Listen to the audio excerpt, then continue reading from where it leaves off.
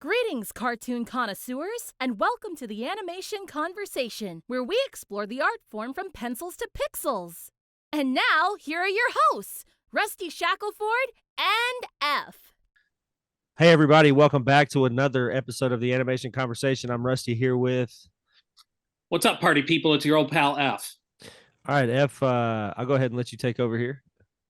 Well, first of all, let me go on record as saying I didn't want to have this person on the show, but Veronica of Veronica and Jelly fame came on the show, and she was so very nice, and she begged and pleaded because apparently LSMark just doesn't get enough attention. So because she was so nice, we thought we'd do a favor for her and have this guy on the show. Please welcome LSMark. Mark, thanks for coming on. Thanks, I appreciate it. How's it going? I want to preface all this by saying that whole intro was a joke, but especially since I was on the show you do with her, Meeting Halfway, which, by the way, everyone, is a great show. If you haven't listened to it, check it out. It reminds me of how much I used to love talk radio. Talk radio now is very largely just all super angry, but I love listening to people have conversations about stuff. And Meeting Halfway is a great show. And there's the episodes you did on Breaking Bad and Better Call Saul and stuff like that. Those are amazing. So everyone, please check out Meeting Halfway. But thanks, I appreciate that. People have been under the impression that you and I are like old pals now, and the fact, and certainly, I've been on your show and now you're coming on mine, but I haven't really known you that long. We just know each other because of Twitter. Yeah, I first heard of you from Twitter. It was the Abercatastrophe Butch Hartman tweet where it was like him in the cartoon, him drawing himself over, like hunched over an animation desk, and you'd made a tweet that went like viral about how you originally boarded that as you, and he replaced it. And I forget how I first contacted you. Did I DM you or did you DM I think I DM'd you, and this is what I want people to understand. It's I was a fan of your show before we ever started communicating on Twitter, because I see I'm old, so I'm new to all this, YouTube stuff and what have you. But I had stumbled across your show because at some point or another, I'm sure I did a search for Fairly Odd Parents, and boy, you talk about Fairly Odd Parents more than anybody I've encountered. So I listened to a few, reviews and stuff that you did of various Fairly Odd Parents episodes and the show in general, and in particular the episode where you deconstruct the relationship between Cosmo and Wanda. That was the one that really got me, and I'm like, wow. This guy's insights, you don't just blather on about how I hate this episode because of this. You really dug deep. And so that got me listening and watching the rest of your shows on YouTube. By the way, it's YouTube LSMark. You deconstruct and you dig deep into a lot of cartoons, but I'd never heard anyone really analyze the Fairly Odd Parents quite as well as you did, and that got me. So I was a fan of yours, and I think I might have reached out to you with something like, hey, I really, I liked your analysis of this episode. So I think I was a fan of you. Yeah, that's really crazy to hear. Yeah, I think people have made like a lot of Fairly Odd Parents reviews on the internet before, but it was always about like the later stuff, like just complaining about like when they add in all these new characters. But I don't know. See, I watched it like religiously as a kid, and then there's a good like 10 years where I did not touch it. I did not watch it at all. So whenever I started doing YouTube and like going into animation and stuff like that, I revisited it like just very briefly to see what it was like after not watching it in so long, and I realized why I liked it so much as a kid. That there was just like something about it that appeals to me, the way it's written and the way it's like boarded, and the art style and the animation. And yeah, no. So whenever you reached out to me, I was like, "Holy fuck!" Like, I gotta respond to this guy, because you had done all the episodes that I really liked as a kid. Well, it's funny, and we'll talk about this more a little bit later, because you just finished your ranking every single episode of the Fairly Odd Parents. Yeah. Which, man, oh man, what an undertaking.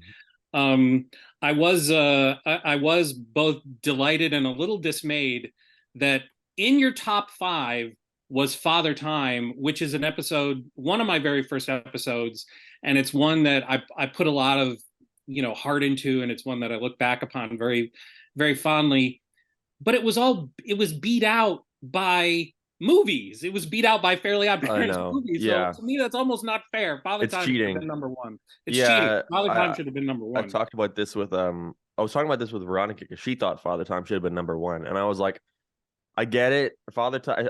I said this on the podcast I do with her, where if someone sat me down and was like, you can watch Channel Chasers, you can watch Father Time, I would watch Father Time any day, because the movie is such like it's like an hour and a half, and there are like slow parts to it.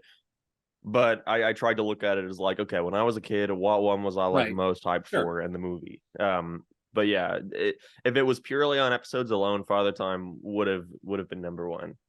See, we've got that on record that of Fairly Odd Parents episodes, Father Time is number one. And But technically, the video is Fairly Odd Parents episodes, so that would be number one. but let's not pick nits. I still can't believe though that Action Packed is so far down. But How far down was it? I don't even remember. it was 50 something. But 50. Oh, yeah. But I'm really just yanking your chain. I'm delighted that you did it at all. And like I said, I want to talk more about what these marathon experiences do to you mentally. But first, I want to go back a little bit for the people who might not be overly familiar with who you are and how you got started and that sort of thing. Now, correct me if I'm wrong. As I understand it, you started doing YouTube videos that were predominantly Sonic based when you were very, very young, correct? yeah. No, I started YouTube whenever I was 12. Jeez. Yeah, it was 2014, I think. So it was all like just gameplay videos, me playing like Sonic or playing like Minecraft or just some game like that, or like I would get my like phone camera and try to record my table of me drawing like characters or stuff like that. And then I got a computer eventually, and I was like, I like scripting videos more. I like writing my thoughts down and then voicing it and editing it all together. So that's when I kind of started pivoting into more like video essay kind of content. And then around 2019, I think, is when I fully like pivoted to fully doing like animation and like movie stuff. If you had to pick, what would you say has influenced you more just in general? Again, because you got started so young, is it games or cartoons? Definitely animation in general. When it came to like games, I think I always catered more towards games based on stuff that I thought was like visually appealing. I never really cared for like shooter games or like the dark kind of gritty stuff. I always kind of liked the kind of mascot games like Sonic or like Mario or Crash Bandicoot, where it was always like a cool character that I would want to like draw as a kid. Right. So I'd always get like little action figures of them and like try to sit them on my desk and then draw them like on a piece of paper and stuff like that. So I would definitely say animation in general more than games itself. Well, the thing that is, and I remember feeling this way, even though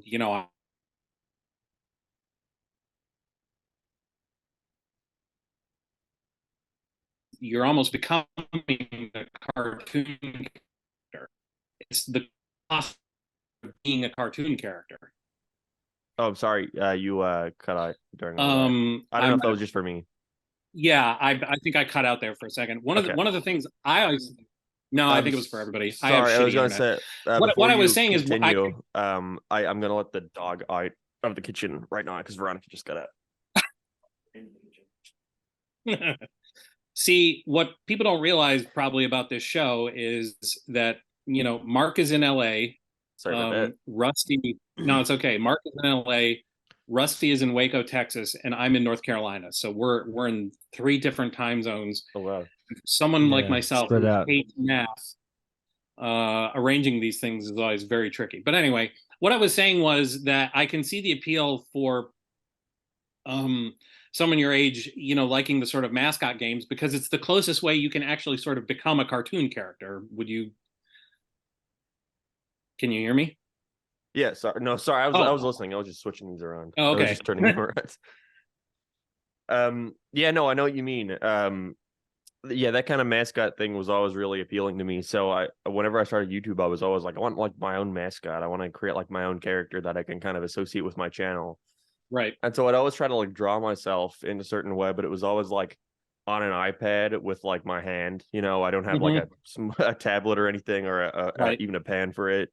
So it always like looked really terrible. I think I posted some on Twitter recently. I could send you if you wanted to put them on screen, but they're really, really bad. And then just slowly over the course of like years of doing YouTube, I slowly started refining more and more the character into my own like mascot for the channel to the point where it doesn't even really look like me anymore. But I think it just like looks visually like good on its own to like that not be a problem. Yeah, no, it occurred to me recently because for lack of any better way of doing it, I've been doing the same thing with my own little character that I use on my channel and everything. And I said to my wife the other day, I'm like, I'm turning myself into Alfred E. Newman, which I'm not sure as my daughter gets older, I'm not sure how she's going to feel about that. But I'm interested to know because by golly, you talk a lot about Sonic the Hedgehog and what is it about Sonic as a character that you like so much? What speaks to you about Sonic so much? I think with Sonic, I was just like the right place at the right time. Like I was so I think it would have been about like 4 whenever I first like find him from like one of the like a PlayStation 2 game, I think. Mhm. And I just really liked just how the character looked. I love the colors a lot. The like sharp like red with the like bright blue. And I don't know, I liked that it was like this cartoon character, but they were trying to be like kind of edgy with him. They would try to like take it seriously and take it like not just like another silly cartoon. So I Mhm. think that kind of appealed to me. I always liked stuff as a kid that seemed like it was trying to be serious, even if the subject matter really wasn't. Well, and that makes perfect sense because now I don't know how much you do or don't want to talk about this, but you now actually before we get into some of the things you're creating, I feel like you downplay this a lot, but I mean you draw, and from what I've been able to gather, you draw very well. Is that still a big part of your life, or I whenever I made videos, it was easier for me to draw because if I was talking about a show, I would redraw all my character stuff in the style of the show. Like, or if I was talking Mhm. about like, let me think of an example, like Diary of a Wimpy Kid, the book series, I would draw my Mhm. character in that kind of like pencil like art style. Right? So it was easy for me to like keep up with drawing while making videos. But now that I find someone recently who draws a lot better than I do, and I was like, okay, you redraw everything for the for the new year for my channel. So Right. and then it's a thing where I realized that it's taken me so long to make videos because I have to redraw all my character assets every time, every week. So I kind of tried to give up on that, and sometimes I still do it in the thumbnail, which is kind of my way of getting around it, like drawing myself in the style of like Steven Universe or whatever. Mhm. Um, but anytime like there's like a thumbnail that needs drawn, now or like character stuff, I'm not the one who draws the final piece, but it always like starts with me drawing like sketches or like me doing some kind of BS. And I don't really have a lot of time to draw for myself anymore just because I'm so busy with all these projects, but it is Mhm. definitely still something I'm interested in. I just think that I don't think my skills are quite there yet. So it's a thing where at some point I'd like to just whenever things kind of calm down on like the YouTube end, I can just like get back to trying to get better at art because working on my own cartoon has kind of made me realize that yeah, I don't have a great grasp of like posing or Mhm. like creating like depth with characters. That's my the challenge with drawing like Butch Hartman-esque art like my whole life is that it's kind of hard to get back into like or learning how to draw like three-dimensional characters. Um, Mhm. but it's been working on the pile, it's been a great like learning experience for like I think I've gotten better at like all that stuff just from having to do it, you know? Yeah.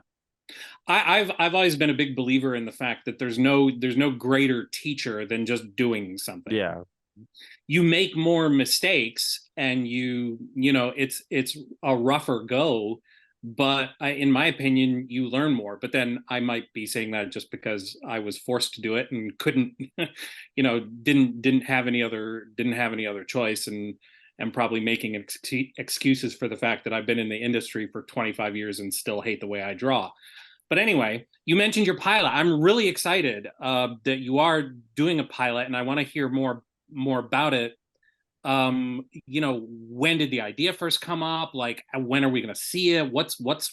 Tell us everything you are allowing yourself to tell us about your pilot cartoon. Sure, I've never really restricted myself on like what I will and won't say. It's more just like at the time, whatever I feel like I want to. But I had the idea for it like in 2020, I think. But I'd been drawing like the main character from as far back as when I was like 9 years old, just like slowly refining it. And then in 2020, I think one of my friends at the time was working on a pilot, just for the internet for fun. And I was like, oh, I really want to do that someday. And he was like, well, why don't you? And I was like, oh, I guess that's fair. And so I just I got to work and started writing a script for the first time. And I went through about like 6 different like episode kind of ideas, like fully written out and then scrapped. I tried to like draw more characters slowly, and by the time like I want to say 2021, late 2021 came around, I had like the whole animatic ready. I had a good like small team of animators ready, and then they started animating it, and I think about 2 scenes were completely done. Our 2 shots were completely done, and I was like, I don't like this anymore. I'm scrapping it. So I Wow. I got rid of everything. I deleted everything. Whoa. Just because I was like, I had never written a script before that like actually I had to stick with for that long. Right. So the more I looked at it and the more I like saw it, the more I kept wanting to go back and change stuff, and the more it got like longer and the more like bloated it got and the more shit was going on. Can I swear in this? Yeah. Oh, Okay. fuck yes. So it got to the point where I was looking at it so much to the that I was like, oh, this is bad. This is just terrible. I can't even look at it anymore and like see anything coherent. So I deleted it all, and I said to my animators, I'm gonna go away for like a couple months and I'm gonna start over. So I wrote a new script and completely reboarded everything like myself, and Wow. then I just had a couple people come in and revise the boards to make sure they're all fine, and then I got back to work. And then as we were animating again, I had that same feeling of like, oh, this is shit, like this. I need to fix this again. So I kept going back and I kept changing the script and I kept adding a little bit more.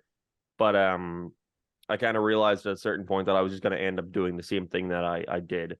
So I kind of was like, I'll step back and I'll just like have the animatic here, and whenever someone is like starting the scene, I will go look through it again, and if there's any quick thing I want to add or take away, or like any new like art I want to put there or a joke, I will add it in then there like off the cuff, and then I'll render it out and give it to the animators. So it's not like me sitting down and like spending hours trying to make this thing better whenever all that's going to do is just make it more like bloated. It kind of loses the Right. simplicity. Right. But There, oh, sorry, go on. no, there is such a thing as overthinking something. Yeah. So yeah, and I'd never experienced that before, so it was definitely something I had to get used to, and I'm still getting used to it because I still look back. Because right now with all these other projects like the ranking video and when we went on the road trip around America, it was this thing Yeah. of like I hadn't looked at the cartoon in so long that when I think about it, I'd be like, what the fuck was it? Like that's shit, like well, I have to go back and work on that. But it's at a place now where all the animation is done. All I think 15 or 16 minutes of animation is completely finished. Whoa. And I think about 4 minutes is composited. My compositor is doing like a lot of effort to make every shot look like visually really colorful and bright, and he's doing a lot with the lighting, so it's taking a while. But in terms of coming out, we haven't worked on it in the past like 2 months up until like last week because I've been so busy with everything, and it's that thing where I'm working on all this stuff. So when someone comes to me with a shot or he comes to me with like a lighting thing, I have 5 minutes to like tell him what I want, and then I have to move on to what else I'm doing in the day. So it's a thing Right. where I'll like do that and I'll go away and I'll be like, well, did I really pay attention to what he was showing me? Did I really make sure like I made my point clear as to what I wanted? Or was I just saying like, okay, cool, like move on so I can get on with my day? So we kind of stopped working on it for a little bit until things calmed down, and then last week we started working on it again, and about 5 minutes is now fully completed. I think about 4 scenes of our 5 scenes of 15 are completely done, and then after Wow. that I just have to hire a sound mixer to make it all sound nice, and then it's done. Wow. You showed me a short clip of it many months ago, and Yeah, it's funny you mentioned your compositor and someone doing lighting.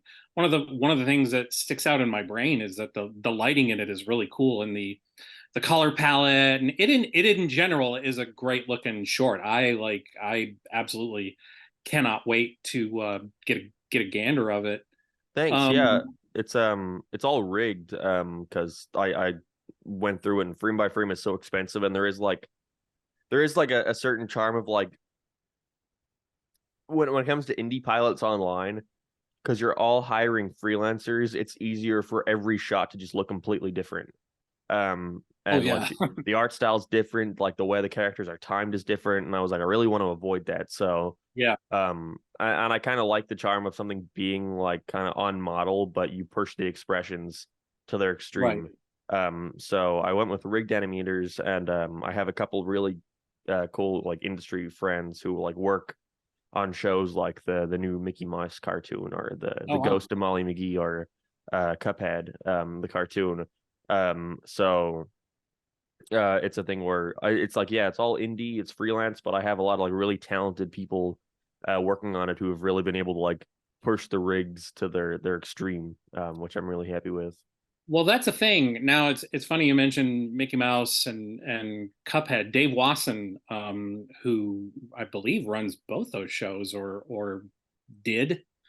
He and I are old friends. He and I worked together on Oh Yeah Cartoons, and he created Time Squad or Time. Oh, really? Yeah, and while I was doing Yin Yang Yo at Disney, he was doing, oh God, you're gonna remember it and I'm not. It was a Flash show. It was the other Flash show that Disney was doing about a little girl who's a fly, and The Buzz on Maggie. Buzz on Maggie. Yeah, I was doing Yin Yang Yo and he was doing Buzz on Maggie, and it was at a time where people would talk about Flash like, oh, I can't believe we're even bothering with this Flash bullshit. Yeah, This is gonna bite us in the ass and blah blah blah. And me and Dave would both be like, Flash is just like anything else. If you it's a use it for tool. the Yeah, stuff, yeah, if you use it, like, you can talk about rigged animation. It's really just a matter of how many drawings you choose to use. And yes, if you literally just puppet your rigged animation, then that's what it's going to look like. But if you add a few more drawings here and there, and I think Flash can, and that's the other thing. I'm doing projects right now where we're combining the two. yeah.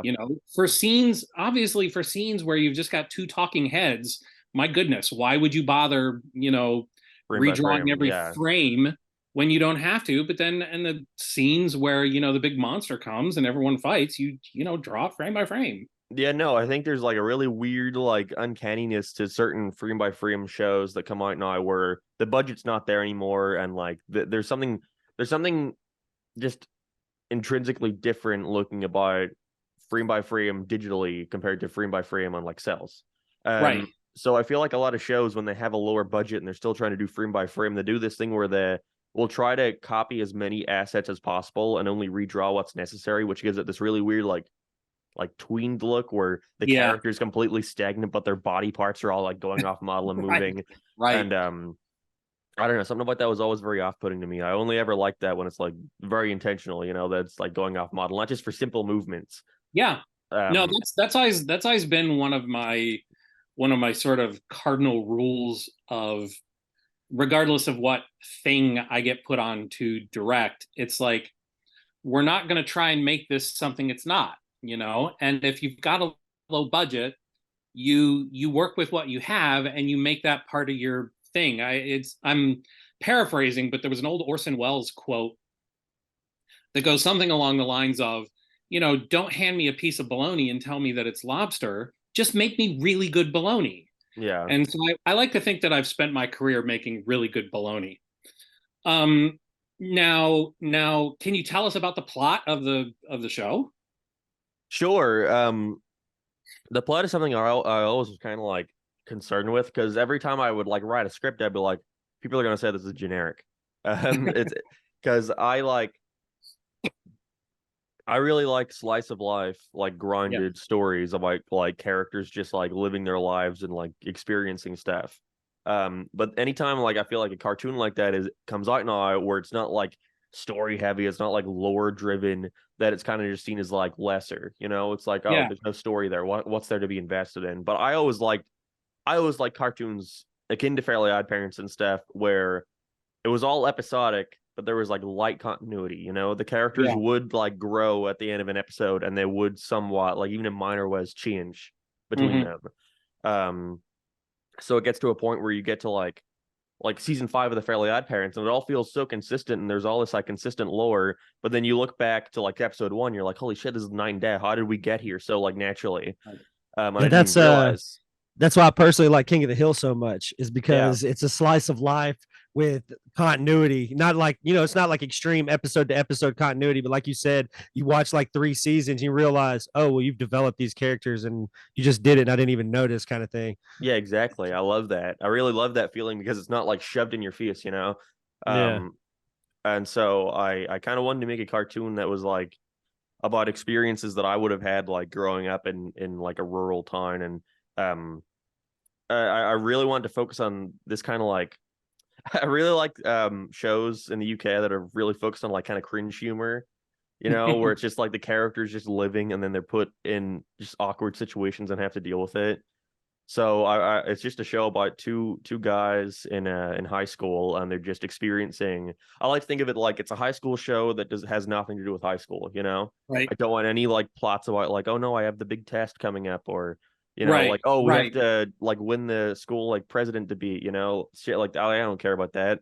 Yeah. Um, so the pilot's about them just going to like a club, like a nightclub, in Right. their time, but because they're in high school, it's like a shitty under 18s like disco, Right. where there's like not no alcohol. It's just like Yeah. a room full of like kids. Uh. So they're going there, and one of them really wants to like impress everyone and like make a bunch of friends, and be seen as cool. So he's just willing to do what anybody says like wants him to do. So he's just complete like pushover. And the other guy does not want to be there at all, which I relate to because I would like have to go to a lot of those as a kid, and I would despise Yeah. it. So I would just like find myself like just standing in the empty room, just standing for like hours at a time. I really wanted to show the kind of contrast of like no matter what attitude you have going into this, it's gonna be shit no matter what. Um, Yeah. so So who are the two main characters? Because I mean, correct me if I'm wrong. It's a cat and a mouse. It's classic yeah, cartoon. yeah, I had always had the mouse design from when I was very young. I think my school at one point was like splitting us into teams. It was like, oh, this is the red team, the green team, and they're all like named after Irish mountains. And it was like, oh, all your teams compete throughout the year, and whoever does the most good stuff throughout the year gets like a trip at the end of the year. And you had to draw a mascot, and I was chosen, and I drew that little mouse guy, although he looked way different. And so I had that for years, and then whenever I decided to make the pilot, I was like, fuck, I can't have a cartoon with one character, so I got to like figure out something else to do. So I spent the night like drawing a bunch of like different stuff, and I was like, oh, a cat seems most natural. So I tried figuring that out, and I landed on a design that I liked well enough. Um, and so I don't think I've ever said their names. It's Rob and Clay. And there's no reason why the names online, just because I just never felt like it. But yeah, that's the thing. I've never really officially announced this cartoon. It's always just been like, oh, I'm working on this. Here's like a clip here and there, but it's never been like, here's the name, here's the characters, this is what it's about. Just because Right. I want to make sure that it's not a thing where I not because if I announced this when I started working on it, it's almost four years later. Yeah. So I'm waiting for the right time to when I know it's like a couple months from being done is when I'll Right. fully announce it all. But yeah, when it comes to the plot, I don't think you've ever said that before, but that's what the plot is about. Little scoop. See, But I love that because you're right, especially when it comes to cartoons. And this was the bane of my existence in Los Angeles when I'd try and pitch stuff around. is this notion that everything's got to be so friggin' plot heavy. Like everything's got to be like, well, what's the hook?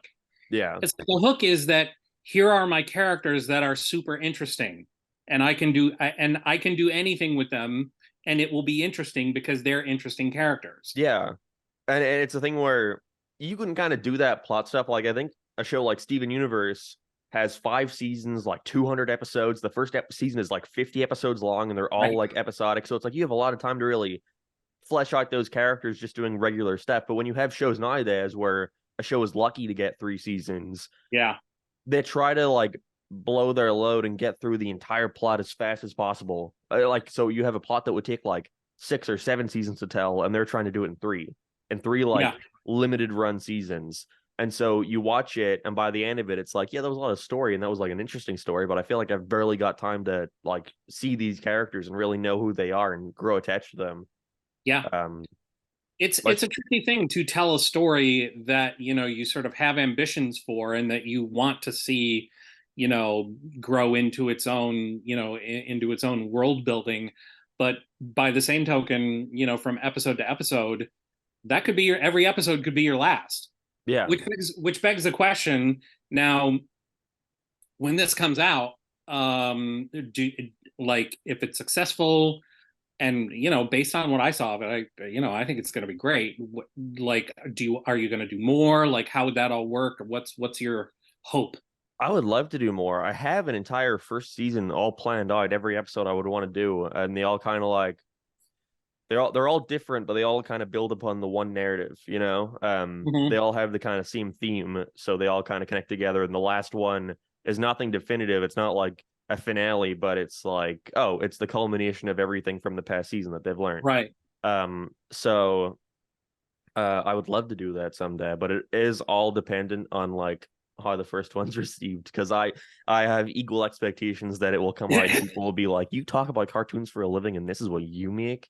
Yeah. So I'm anticipating that. And well, that was my next question. No, I'll let you finish that, but please, let's put a bookmark in that, because that is a big question. Sure. I have. Finish what you were going to say, and then but yeah, if it does well and people like it, or people at least see potential in it, then I would love to kickstart like a full first season, and I would try to make sure it's not too much of a goal, because I had people asking me to make like why don't I make a Kickstarter for this season? But I've never done anything like this before. I think it's really naive to just jump in without any experience working on a full episode and be like, hey, give 100%. Give me $50,000 and I will do this. Yeah. Because every time I've seen that, because I kind of like silently like follow along with like certain indie projects, and they always get their goal, and then that's it. And then it's like, oh, I'm out of money. So it's like, it's that thing of like, oh, you promised this, but you can't deliver it now. So what are you gonna do? And I have like a decent following online, so I can't do that. That won't fly if I just like take people's money and not do anything with it. So, and I would feel awful. I couldn't agree more. That's why, I've got my own little project going on, and I'm much like you. And when I say project, I mean, we're doing 3 pilots and at least like 6 or 7 shorts. And my whole thing is, because people have already been saying, they've been saying the same thing. Well, why don't you Patreon this, or why don't you crowdfund this? And it's like, this could crash and burn at any second, or we could put these out and everyone could hate them. And my whole thing is going to be like, if everybody hates them, look what you paid for it. They're going to be free. So, but now what if, and I don't want to spend too much time speculating, but, as a guy who grew up like immersed in Nickelodeon and immersed in Cartoon Network and like just, awash in that sort of culture, let's say you put the pilot out, it's out there, and Nickelodeon knocks on your door and they say, we want to put this on our network, and here's the list of changes we want to make. It's weird. I see. But sorry to interrupt you, but the caveat is here's millions of dollars to go with it too, though. Okay. Nickelodeon's not going to give anyone millions of dollars no matter what. So, but let's say the money was halfway decent by today's animation standards. Yeah. I would love to do it officially, for like a network, but my main fear isn't even them changing stuff. It's just that I'll work on it for like a couple months and then it's scrapped. They just forget about it, which is very likely these days. But I had a couple people mentioning that to me before, like, why don't you pitch it? Or why don't you, like, instead of putting it online, why don't you just like pitch it to a studio? And I was like, okay. After long enough, I was like, okay, that's fine. I'll reach out to a manager. So I reached out to a manager a couple months back, and he liked it. I showed him some clips. I put together a pitch bible very recently. That's another reason why I didn't work on it for 2 months, because I was putting together a pitch bible for it instead, and I was using the artist who was doing the compositing to make assets for a pitch. And that's going well as far as I'm concerned right now. So perhaps in the future, like, it might not even come out this year. It might not come out next year because I'm too busy, like, or because I'm making too much of an effort to like try to pitch it to a studio, Right. whether it be Nickelodeon or Netflix Oh or yeah, whoever. no, pitching and creating pitch bibles is a full-time job. Yeah, Like, it's a thing where the idea is completely in my head, but when I actually, and I can talk about it, but when I sit down and have to write it, I can't do yeah, it. yeah. So that's been a struggle. But yeah, if Nickelodeon wanted to make changes to it, I think depending on the changes, I'm pretty open to it. It's a thing where you look at like Butch Hartman, and it's like the later seasons, and he's making all these changes to the show for the network, and it's Right. easy to kind of sit back and be like, why don't you just do it? Why don't you just do it the same way? And if you were sat down and you were given the option of either add in a new character or we're going to cancel your show, Right. probably add in a new character. Well, yeah, it's again, you're 100% right, and of all the reasons to bust on Butch Hartman, that should be the least of them, Yeah. because I would wager that just about anybody, if they got their show picked up by Nickelodeon and put on the air and it was a huge hit and the network asked for changes, I bet you most people wouldn't be the crusader for artistic justice that they think No. they are, um, especially when you've got fans like clamoring for more. They want more. And look, the most I've ever seen of the latter episodes of Fairly Odd Parents are what I saw on your review of them, and I'm really secure about when I left the show. Yeah. I want to get back to first of all, I'm very excited about the pilot. What's it called? Like, what's the title I can't say it. I haven't of your said it show? yet. It's a thing where Okay. once the name's out there, then it's like it's officially Got it. announced. Understood. So, Okay, so now yeah, you've spent the last several years doing cartoon reviews online, and now I gotta say, I feel as though your analyses and your reviews. One of the reasons I responded very well to your channel is I feel like you're one of the more objective, sort of even-handed reviewers I've seen anywhere. Forget about cartoons and forget about YouTube. I used to be a movie critic for my hometown newspaper, so I've read lots, and I was in that world, and so many professional reviewers get caught up in their own personal this, that, and the other. Your reviews, yes, you talk about what you do and don't like, but you also, I feel like, are very tempered in the way that you look at things objectively. But now here you are coming out with your own cartoon. Are you scared of the sort of potential, like, oh, look at Mr. Big Shot? yeah.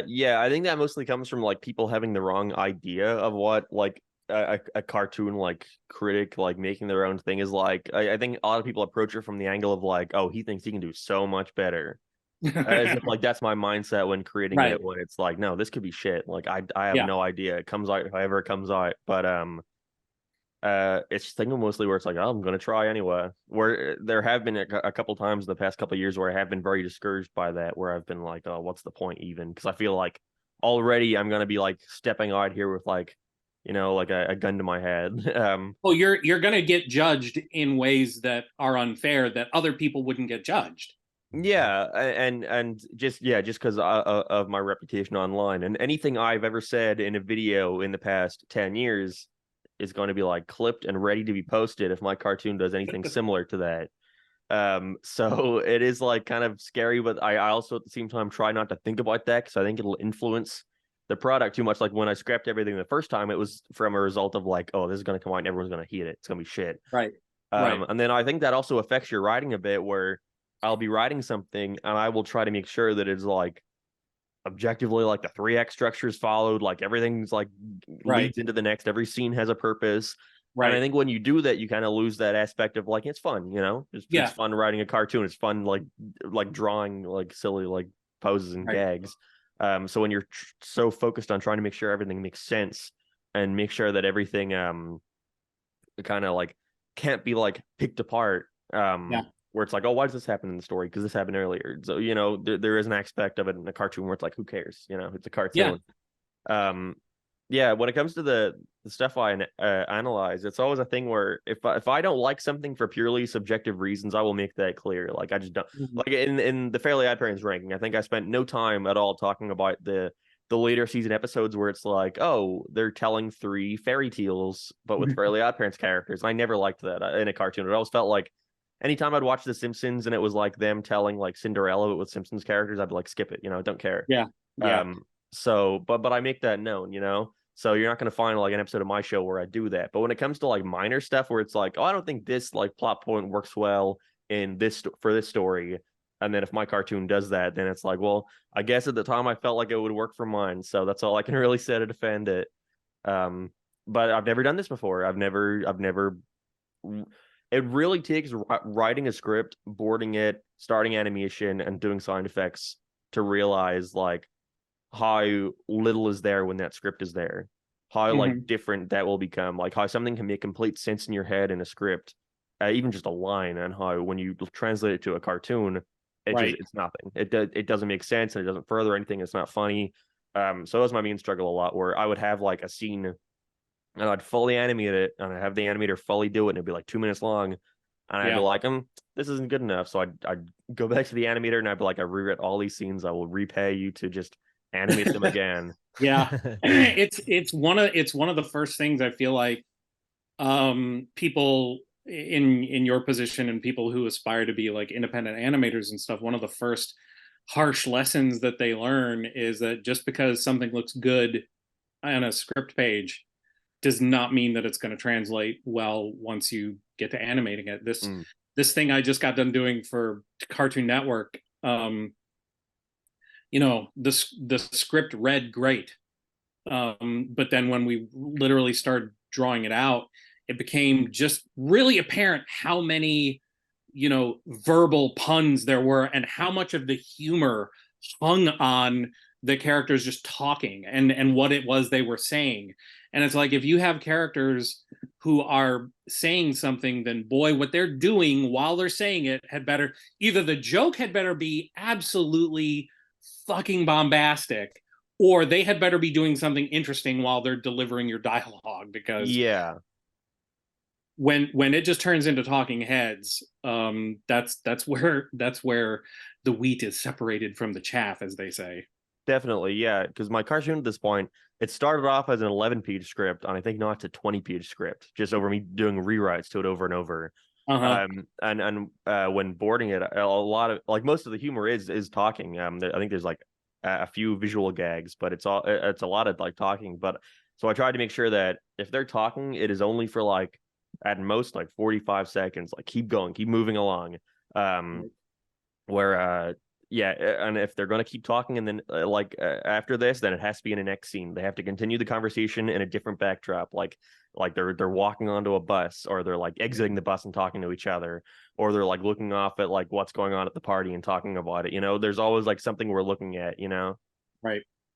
Well, I can't wait to see it. And in general, I'm not usually someone to say, oh, with a blanket statement, we should all support blah blah blah, because not everything is great. But I just think independent animation that's coming out on these days, it's an exciting time for independent animators. So you know, I can't wait to see yours. Thank you. Yeah.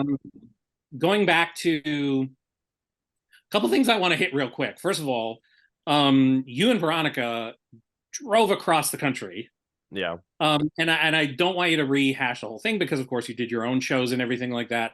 But if you could summarize in just a few words like what the experience of that sort of Simon and Garfunkelian, you know, I've gone to look for America, you know, as someone who's from Ireland, you know, what did you take away from that experience? We all kind of took away that America like looks a lot similar than I like to, all over than I thought it would. Like California and kind of like Arizona look very distinct, but when you get to that like middle chunk, it's all just like grass and Yeah, fields. I think yeah, Florida was the only other place where I was like, oh wow, I'm in Florida. But yeah, it was a lot more samey than I thought it would be. yeah. But no, it was a lot of fun. We were doing it for a project that I don't think I've announced yet. Another one that I'm working on at the same time. But we were heading up to Ohio, and then plans fell through with the person we were meeting up with. So it was like, oh, I guess we have more time to just go around, which was a lot of fun. It was really good, like just going over and seeing people who like I've known online who were like, hey, you can stay Right. over at our house for a night. Yeah. Which was a lot of fun. But it was very tiring. It was like Veronica drove, I think, 26 hours the first day, just 24 hours straight, and then we slept for like a night, and then got up and drove another 17 hours. Um, so yeah, it was very tiring, and I got really. I think the day before we met up with you, I got really sick. Yeah. So I think I might have been like coughing whenever I was at your house or something like that. But You weren't coughing, but you didn't seem peppy. yeah, I was very like drained. I'd barely gotten any sleep the night before, and it was a weird thing. I never experienced it before, where I could just feel my body like shutting down. I was like freezing all the time, even if it like was completely warm and I had like a blanket around me. I was really cold and I was sneezing, and Yeah. yeah, it was not it was not fun. I wouldn't go on another road trip again unless I made sure that I give myself like double the time to do everything. If it had not been for the fact that I myself have driven literally across the country twice, my feelings probably would have been hurt because you were clearly not feeling well and clearly tired. And yet you and Veronica did a great job. Doing the show with you guys was great. And what's funny about your impression of, you know, America that you came away with, I feel like is going to be really valuable for you, particularly as you continue to make new stuff and in particular make cartoons, because I feel like, especially you being from Ireland, people from other countries, when they think of America, they think of LA and New York, and Mm. sometimes they think of Chicago very, very occasionally, and they're like, that's what America's like. And it's like, no, you've got this huge span of folks who are just in landlocked states, and there's not that much to do. And so what we did, because I'm from Michigan, which is considered part of the Midwest, Yeah. what we do instead of make movies and have exciting adventures like people in LA and New York is we watch TV or we, you know, watch online. So that's your audience right there, is that those people in those states. Yeah, I went to yeah, funnily enough, I'd only ever been to California and New York. That was the only places in America I'd ever been. So going around and going to like I went to Mississippi to meet up with a friend, and she was showing us around, and she was like, "Oh, this is what we can do in my town." And it was like, "Oh, there's a bowling alley." So we went Right. bowling. Right. But it's like it's fun. It's fun getting to see like where like people like live, what their everyday is. And yeah, like being there, I have a lot of friends who will just like watch cartoons like on like Discord and all or Yeah. at least I used to sit and watch with them, and hearing them like laugh and like be like or they'd watch like a new Family Guy, and me like I don't care about new Family Guy. I'll watch it and I'll be like that was nothing. But they'll watch it and they'll like laugh a lot at Yeah. all the jokes, and I'll be like, oh, like there are like people who like this kind of stuff, which is nothing against them. It's just always like interesting to me to be like, oh, I really have no idea like how big this stuff is for general audiences who don't even really pick up on the same things I pick up on. Right. Now, going back to your regular show, your like show that you do, the boy, Fairly Odd Parents, that is a lot of episodes. And I remember you did the one for South Park, and I'm just like, oh my God, that Yeah. show's been on for how many seasons? Like that is a lot. That's a tall order. Yeah. You know what? You literally just recently finished the Fairly Odd Parents one. What's Yeah. your head like now? Is it just mush or? No, I'm very happy right now. I'm very content. Like yesterday was the only day in the past like 2 months where I have not had to like work. So we went to, what did we do yesterday? I think we literally just sat around. We just sat around all day playing games, and we went and Nice. like got pizza, and then went to the cinema, and that was it. And it was like, oh, this is nice. Because every day for the past couple days has been getting up, watching Fairly Odd Parents, like the later seasons, and then going to bed, and then that's it.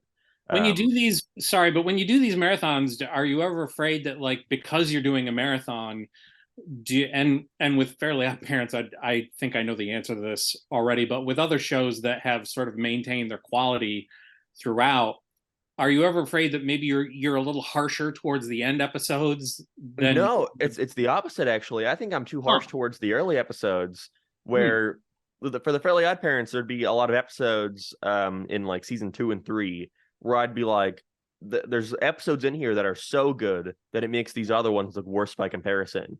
Right. Like do you choose your episodes for example, Father Time, and then you have like Smarty Pants, you Right. know, where Father Time is like so like great that it makes Smarty Pants look like worse by comparison. But then by the time I get to season 9, I'm like, fuck, that was a really good episode, Smarty Pants. I missed that one. So I and then if you watch the ranking for like Smarty Pants, I'm like, this is a good episode. I just don't have much to say about it because Yeah. I don't know. But then by season 9, it's like, holy shit, like how did I not like say the really good stuff about this episode? So I think it almost like makes you take stuff for granted in a way, the early stuff. And The Simpsons too was a really big one where I Whew. was rushing through that one. I did that one in a month, Whoa. for like 30 seasons. So it was like 8 hours of Simpsons every day for a month, and it was a thing where for a lot of the early ones, I would just be like, this one's good. And then I hadn't really found the structure for the series yet, for the ranking series. So a lot of them would just be like one sentence, like, this is a good episode. And then I'd move on. Right. Or like, this one's okay. And then I Yeah. get to the like season 30 and I'd be like, I'd hate it. So I'd say all this stuff about it. And I would realize that I would talk about like season like 1 or 2 of The Simpsons for 10 minutes. And I talk about season 30 for like 30 minutes. Right. And it's just so much more complaining. So I kind of wish that I could go back and like give these other episodes the praise that they deserve. But that's the kind of the hard thing about doing it like off the cuff. Like I'm watching the episode with my like phone in my hand, writing what I think about it at the end. Which I think it's hard. It's not obviously the way media is meant to be consumed. But I think it's more just like a fun, like, oh, I'll just talk about them all. So it's just like they're not really meant to be taken seriously as reviews. They're more just like an experience of like, here's the show's evolution and like my brief thoughts on how it's evolving. So yeah, Fairly Odd Parents was definitely, I will say, one of the easier ones for me to do because it really stayed good for a lot longer than I remember it being. Like even like seasons like 6 was like okay, 7 was like just decent. It really wasn't until those last couple where I was like bashing my head because they were so long too, like 50 episodes, 40 episodes. I didn't realize until you mentioned it on meeting halfway, or yeah, because I wound up stopping your 4 hour episode, and I was like, I'm gonna listen to meeting halfway first, Yeah, and that'll put me in the right headspace to listen to the whole thing, even though it had spoilers in it. I was like, yeah. I didn't realize that on the final episode of the Fairly Odd Parents, Timmy doesn't even make a wish. No, yeah, a lot of the season 10 is just it's just them doing like kind of sitcom plots. That's Uh, heartbreaking. yeah, it's really weird, and it's clearly like a thing where oh, they didn't expect that to be the final episode. That's super Obviously, weird. Yeah, him not yeah, making a wish is just that's like the antithesis of what the whole show is. Yeah. yeah, and Yeah. then the show has gotten to a point where I had to think about it first, where I didn't even notice he didn't make a wish because it was so common for like season 9 and 10 for him to not Yeah. like wish for anything. Cosmo Wanda is kind of like at the side. It's funny. I go back and forth when I think about Fairly Odd Parents because on the one hand, and this is true. I've said it before. I left the show and kind of didn't look back, but it became so ubiquitous. I mean, it was the number 2 show like anywhere for a while for kids cartoons anyway. And so, even when like I was looking at clips from seasons that were way beyond ones that I worked on, and every time I would see Dad's hair in that one curler, I'd be like, I Yeah. invented that. There's little bits of me that became canon throughout the show, so it's impossible for me to completely say Disconnect. I don't care what they do, I don't care what happened, blah blah blah. And Yeah. fun fact, I can't remember if I told you this when you were over here or not. My last episode that I ever worked on for the Fairly Odd Parents was actually it was one of the Planet Dad episodes. It was it Oh, was really? it was the second one, and they took my name off. What do you know why that is? Was it intentional or I'm not going to speculate that's why fair? exactly, but I mean, do the math. So is this around the time of like season 7? Something like that, yeah, because Oh, this was you returned briefly. they needed someone and they asked, and I Oh, looked at it as a sort of like, oh wow, this means all hurt feelings are mended, and surely, but I guess they were just really profoundly desperate. yeah. And I loved the idea of I ran into Butch when because I was still I was delivering I had to deliver a I think I had to deliver a flash drive with Yeah. my stuff on it, and Butch was there, and I ran into him, and I was like, Butch, we're getting the band back together, and he was just kind of like, yep. So I'm not going to speculate why they took my name off, because I watched the episode and I'm like, yep, every one of these shots is mine. I don't know what I don't know what the deal was, but yeah, that's a fun That's fairy fact interesting. for you. Yeah, I didn't know that. But now getting back to you, have you decided what you're going to do next, and do you like how much do you have to sort of think about, because I don't feel like anyone's doing exactly what you do, but there are the reviewers like Saberspark and guys like that. Like, do you have to think about, okay, what's coming down the pike? What is everybody else going to be talking about? And I have to get in front of that, or how does that work for you? Yeah, do you mean next like ranking thing or next just like Yeah, video? Oh, yeah, no, next ranking. I gotta feel like. Tell me if I'm wrong, but compared to the ranking videos, I gotta feel like doing the regular videos are probably like rolling off a log for you at this point, right? yeah, it's just like write 5 pages, then go on my dev, send it off to an editor. Yeah, Yeah, it's a thing where I like to do them twice a year. So once during the summer, like 6 months, and once at like Christmas time, like 12 months. So yeah, there's a gap between them. But the Fairly Odd Parents one with the road trip and all this other stuff, I put off for so long that it's almost August, and it's just not come out. So I have to start the next one in about 2.5 months, unfortunately. So I don't know what I'm gonna do yet. But yeah, whatever other people do doesn't really concern me anymore. Whenever I made the Simpsons one, there had been people who had made like kind of like, oh, doing every of this before, but it was never like what I kind of did. I feel like yeah, so whenever I did it, a lot of people started like coming out and doing their own. Where right. people had done the Family Guy one. I saw someone had done the Family Guy one before I did, and they kind of like copied my thumbnail style where it looked exactly like my thumbnail, Wow. just redrawn with their character. And I I was disappointed at first, but I was like, oh fuck it, I'll do it anyway. Who cares? Yeah, So that doesn't really concern me anymore. I feel like I've kind of like established that like this is what I do. this is your thing. Yeah, and if someone else has done it before, then that's fine. This is my thoughts on the show. So I don't know what I'll do yet because I people are like, oh, I want you to King of do the Hill. You could do King of the Hill. That would be I great. that would be a good one. That would Yeah, be awesome. Yeah, I'd love I, that. I get a lot of King of the Hill and American Dad are the two I really see a lot. But See, I I get people screaming at me to tell you to either do My Life as a Teenage Robot or Invader Zim, and I'm like, what's the fun in that? They're both like 2 seasons long. that's the thing is that people go like, oh, do Rick and Morty or do like this show, and I'm like, this show has like 60 episodes. Like that, Yeah, I can talk about it. I yeah, can do a video on it, but it's not going to be like a ranking thing. I kind of want them to be like these, like a little mini event. It's a video you yeah, have to like, you generally have to watch like multiple times to get through. yeah, So the hard part is that I'm going to run out of those shows eventually. yeah. Um, I think there's a couple of like Phineas and Ferb, I think has like 250 episodes. Regular Yeah. show, I think has like 300. But then there are shows that like run that long that I don't care about, like The Lighthouse. I think The Lighthouse recently passed Fairly Odd Parents in number of episodes which is a little sad to think about. Wow. But it's like I don't give a shit about that show. I don't want to. I don't want to watch all of them. I don't even want to watch one of them. So Wow. I had no idea. that's nothing about the show. I just don't. I'm not interested. It's a weird. I feel like Lighthouse kind of like took over Fairly Odd Parents in a way. Like it was like once Lighthouse started airing, Nickelodeon were like, oh, we have this new show about like a young boy with like big giant teeth, and so we don't need Fairly Odd Parents anymore. So that's when they like kind of dumped it on Nicktoons. But yeah, I don't know.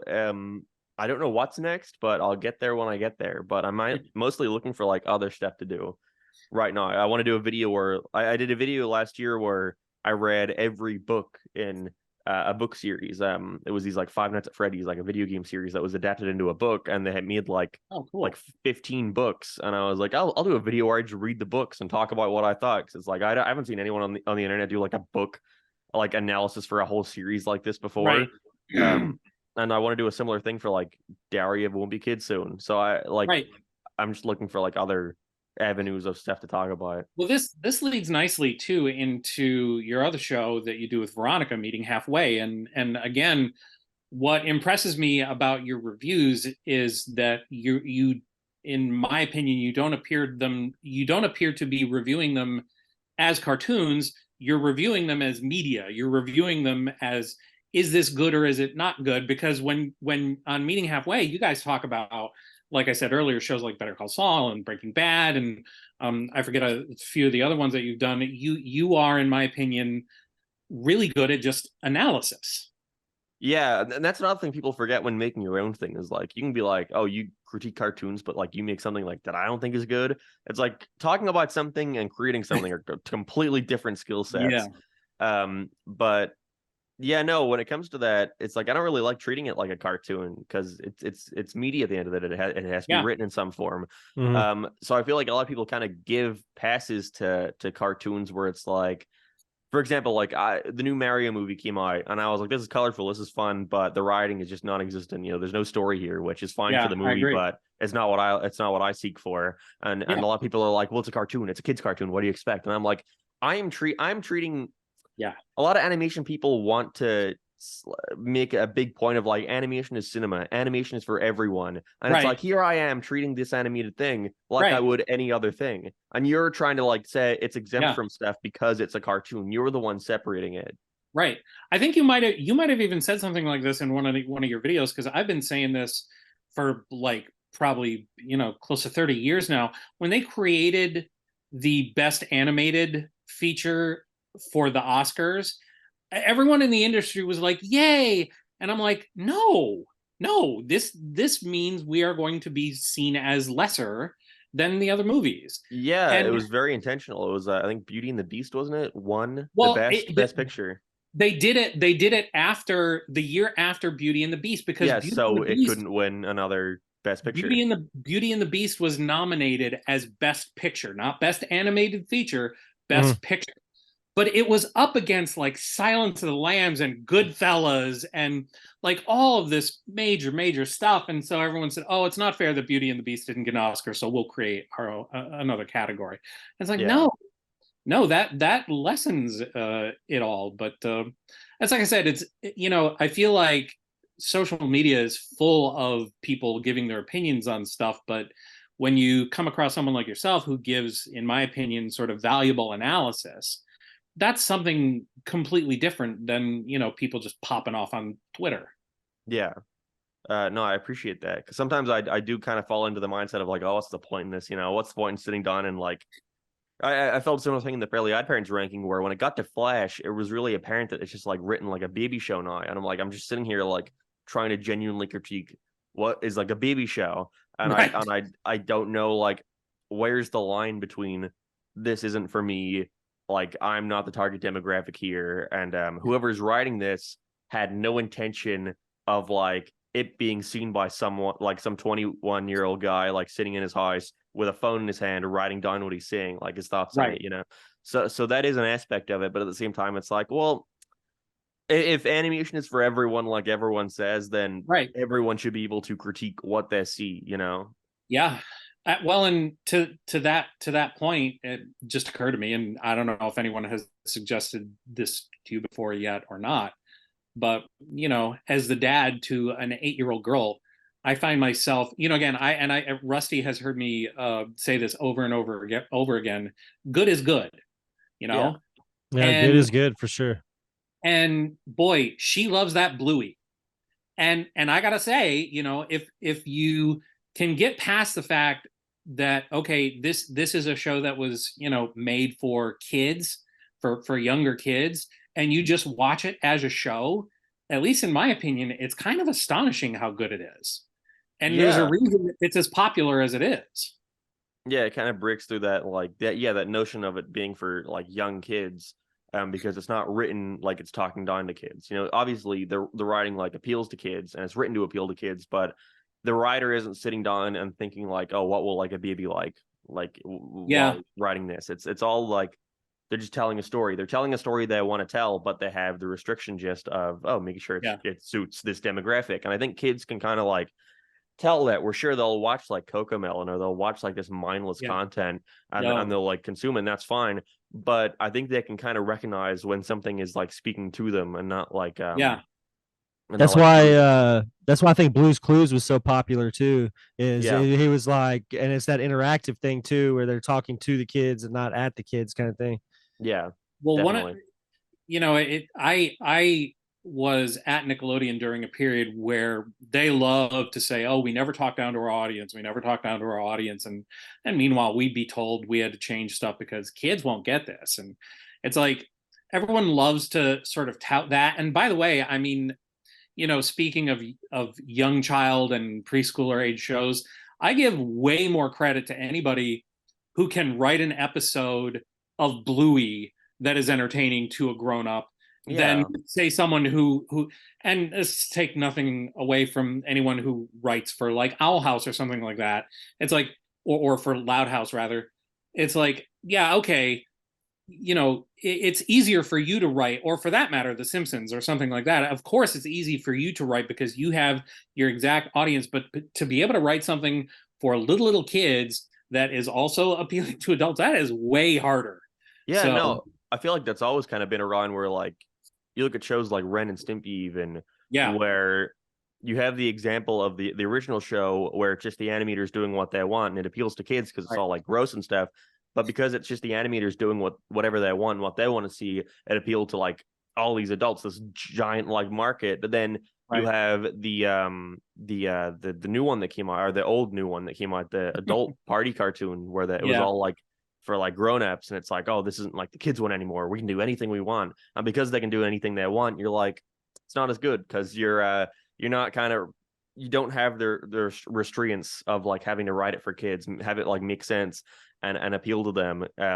It's that thing when you can do anything you want, it's so easy to go overboard. And right. I think that's another thing with working on your own thing, where in theory I could spend as much time writing my cartoon as I want. I could go back and forth with like what words are said like Right. specifically for weeks.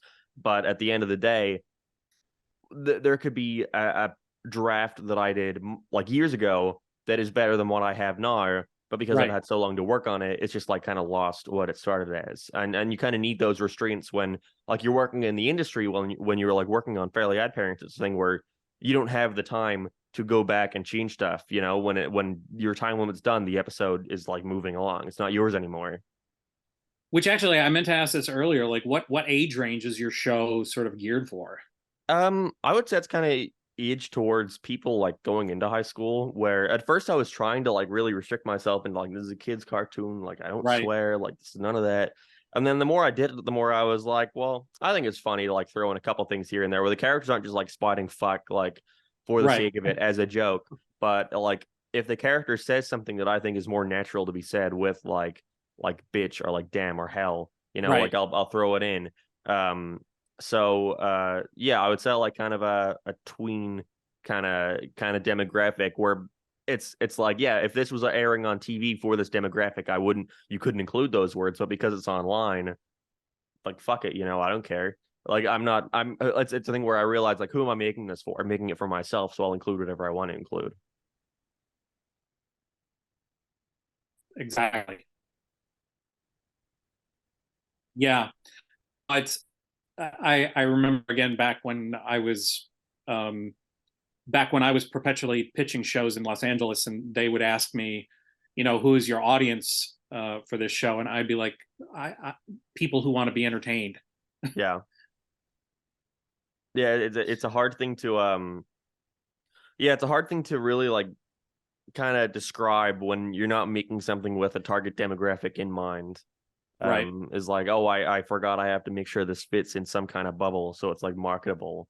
But right. I don't know. I think that's with like the rise of indie animation, we're going to see that kind of like fade away online at Yeah, least, where yeah, there is fingers no crossed. restrictions. Yeah, hopefully. Yeah, I worry sometimes that a lot of these cases I see where people like ask for a lot of money online to make a cartoon and they take it and like even if not intentionally, they can't produce it and they Right. just leave. And Yeah, it's a thing where it's like that's fair. Like you couldn't have expected that. It's a little naive, but yeah, in a way, you were kind of harming the indie animation like sphere because yeah. why would anyone trust another project? Like if another person comes on and asks for money, it's like, why would I give you money? I gave money to this person and Right, they ran away. right. Um, but it's all. I think the indie animation sphere is really in like a learning curve right now, where people are kind of finding out what can feasibly be done, and like and viewers are learning like when they can and can't trust someone when it comes to Yeah. delivering a product. Because you see, like Kickstarter has this thing called like Well, risks so and okay, oh sorry you've got sorry no. Go I ahead. no, no, Kickstarter has this thing at the bottom for everyone risks and challenges, and you're meant to put there like what the risks are and what the challenges are. So you're making a pilot and it's like the risks. We run out of money. I've never done this Yeah. before. I don't know how to do this. Stuff like that. Right. But you always see them just be like, no, I've made art before on the internet. I think I'm pretty confident I could make this. And it's like that's not no. You gotta like just be honest. Like people appreciate honesty, I feel like on the internet. Oh yeah. More than that. So don't it also sets you up for unhealthy expectations of like you're Oh promising yeah. you can do something you've never done before. It's such a gamble. I've got 25 years of professional industry experience, and I'm not taking any chances. Yeah. Like I'm not going to say to everybody now I'm very confident that what we're doing is going to be super cool, but again, let's face it, it could crash and burn at any minute. Yeah. Okay, so you've got your pilot, you've got your regular review show, and you've got meeting halfway, and I know you've got other stuff going on at the same time. My goodness, A, can you tell us about any of it? And B, when do you come up for air? I'm working on two other projects right now. One is another animated thing. It's kind of a series aimed at a more older demographic. And I want to do it as a graphic novel, but I'm kind of just like pitching it around as a show first, a mini series specifically of like 8 episodes because it's just like Oh, one story I want to tell. Um, right. and I'm putting together a pitch bible, and it's a thing where whenever I talk to my manager about the cartoon I'm currently working on, I threw in like I'm working on this thing too, and they were like, "Oh, great! Well, we'd love to see it." So put together a pitch, and we'll take a look. So I'm currently doing that for it right now. And not much development has gone beyond that. But the other thing is, I can't even say what it is. It's like a big video, I guess is the best way I can describe it. But it might not come out on YouTube. It might be a little more bigger than that. And I hope. I was supposed to be done with it in the next week, but working on everything has kind of made it a little harder. So we went around the America filming with people like Sammy Classic Sonic fan and Uh-huh. all these internet people for it. And I came home from the road trip, and Veronica and I wrote the whole script. It's about 35 pages, which I think is like Oh, I'm hoping it's around an hour and a half long. And I really want it to look professional, not like a video. I really want it to seem like kind right. of a movie, like a big budget kind of thing. So we're storyboarding the entire script right now, and for all this like live action stuff I want to do. So I want to build a set and I film all this stuff, and I think if all goes well, I'll have to rush a little bit right now, but if all goes well, it'll be done in the next couple weeks, but who knows when anyone will see it. It's Nice. kind of like out of my hands at that point. So I'm excited, but Awesome. That's awesome. yeah, I'm looking forward to it. I think it's a lot of fun.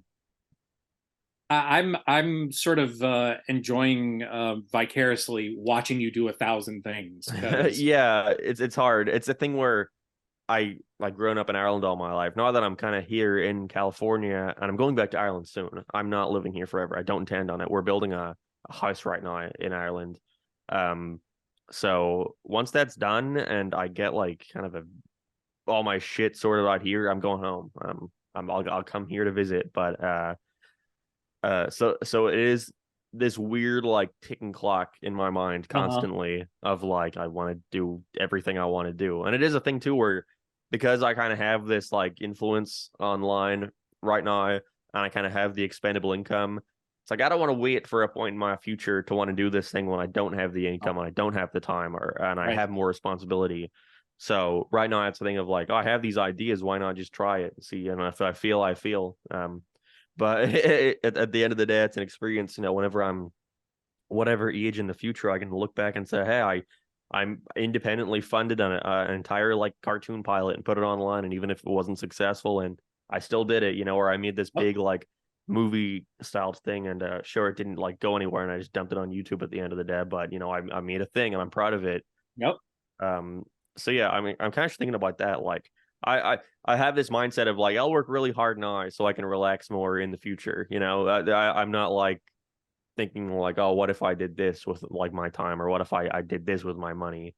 Yeah. But No, yeah. I was recently in my backyard, which is this, sort of gorgeous little oasis, and we've got a nice, high fence surrounding it. And I was in my backyard peeing. And I was thinking to myself, this is why I worked so hard, so that I could go into this tranquil area where no one can see me and I can just piss in my own backyard with impunity. I